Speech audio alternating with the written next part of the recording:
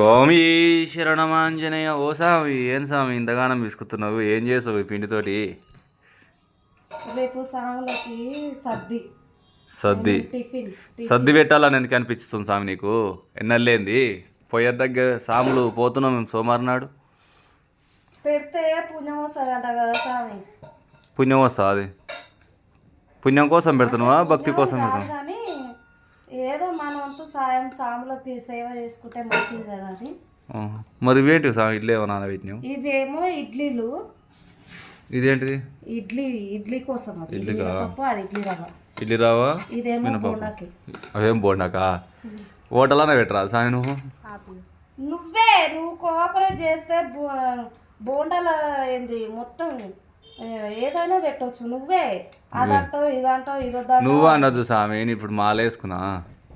అదే మీరే స్వామి, మీరే.